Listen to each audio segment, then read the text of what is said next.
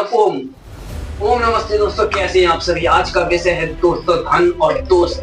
जैसा कि दोस्तों आज देखने में आता है कि दोस्त हमारे पास तभी होते हैं जब हमारे पास धन होता है, ऐश्वर्य होता है, समृद्धि होता है, मकान होता है, दौलत होती है, हर चीज होती है।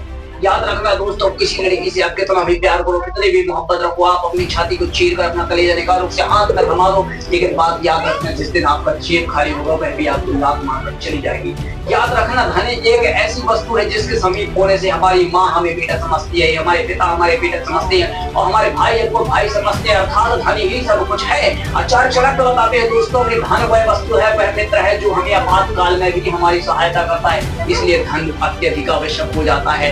याद रखिएगा, आचार्य चरक ने कहा है कि सबसे पहले स्वयं की रक्षा करो और फिर बीवी की रक्षा करो। अपनी बीवी से भी इम्पोर्टेंट ज्यादा रक्षा धन की करो, क्योंकि धन के अभाव में धर्म पत्नी भी अपने धर्म पत्नी धर्म का पालन नहीं करती है। और याद रखना, यदि आपके पास संपत्ति नहीं है तो आपको कोई नहीं है क्या करे। याद रखना, जब आपके पास संपत्ति नहीं होगी तो यह समाज के लोग जो आपको ज्ञान दे रहे होंगे कि नहीं जी तुम्हें ऐसा करना चाहिए, नहीं जी तुम्हें वैसा करना चाहिए, तुम्हें ये काम करना चाहिए, यह ज्ञान देने के लिए यह संपूर्ण ब्रह्मांड आपको ज्ञान देगा, क्योंकि ये दुनिया बड़ी सयानी है, यहाँ सब देखो यहाँ ब्रह्मज्ञानी है। लेकिन जब बात संपत्ति की होगी, संपत्ति कोई नहीं, धन कोई नहीं देगी। चल भाई मैं तुझे व्यापार करा दे रहा हूँ, चल भाई तू मेरे पैसा ले ले, भाई तू ये कर ले, तू वो कर ले। नहीं, केवल आपको फ्री में अगर कोई दे सकता है तो वह केवल दे सकते हैं ज्ञान, क्योंकि यहाँ आजकल सभी ज्ञानी है, चाहे उनके पास धर्म रूपी ज्ञान हो चाहे धर्म रूपी ज्ञान हो, इसलिए सबसे ज्यादा है संपत्ति।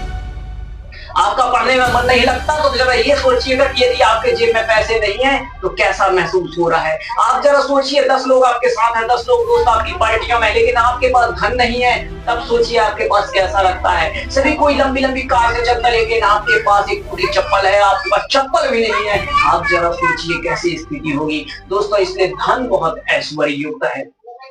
बुद्धिमान व्यक्ति वह होता है जो धन कमाता है, लेकिन प्रज्ञावान व्यक्ति वह होता है जो कमाए हुए धन को अपने जेब में सही हिसाब से बचाता है, और उससे भी रितंबरा नामक बुद्धि उस व्यक्ति के पास होती है जो बचे हुए धन को खर्च करके और उससे अधिक मात्रा में धन कमाता है। याद रखना, एक समझदार व्यक्ति कभी अपने धन को सभी के समक्ष नहीं रखता, वह अपना धन हमेशा छुपा कर रखता है। वह अपने धन की सही जानकारी अपनी धर्मपत्नी को भी नहीं देता है, वह अपने धन की जानकारी अपने बेटे को भी नहीं देता, वह अपने धन की जानकारी अर्थात किसी को नहीं देता, वह अपने धन को सदैव छिपा कर रखता है, क्योंकि धन ही एक ऐसी वस्तु है जो आपातकाल में दोस्तों आपके लिए सहायक बनती है।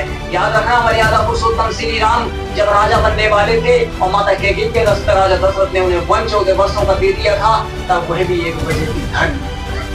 लेकिन मर्यादा पुरुषोत्तम श्री राम के पास आत्मबल था, आत्मशक्ति थी, ब्रह्मचर्य था, वेदों का ज्ञान था, वेदों का प्रचार था, ऋषि मुनियों की ज्ञान की परंपरा की कोटि थी, इसलिए धन परम आवश्यक। याद रखिएगा, एक नंद गोपाल, एक यशोदा पुत्र भगवान श्री कृष्ण जब 14 वर्ष की अवस्था में आता है और गुरुकुल से पढ़ लिख कर दोबारा आता है तो वह अखंड साम्राज्य की स्थापना कर देता है, और उसका भी मूल कारण होता है धन। याद रखिए, धन एक ऐसी महत्वपूर्ण चीज है दोस्तों। जब धन नहीं होता है तो महाराणा प्रताप का हृदय विचलित हो जाता है, और वह कहता है अपनी सुपुत्री से कि हे बेटी, मैं अपनी सारी संपत्ति तो लौटा चुका हूँ, आज मेरे पास साम्राज्य भी नहीं है और तुम इतनी भूखी हो, तो खाने के लिए रोटी नहीं, इसलिए मैं तुम्हारे को संदेश देना चाहता हूँ कि मैं आत्मसमर्पण करना चाहता हूँ। लेकिन उसकी बेटी के अंदर जो धर्म था, जो अर्पण था, जो समर्पण था, वह जागृत हो जाता। कहते नहीं पिताजी, हम मरना पसंद करेंगे लेकिन उन मुगलों के सामने झुकना पसंद नहीं करेंगे। अर्थात वहां भी तोड़ता है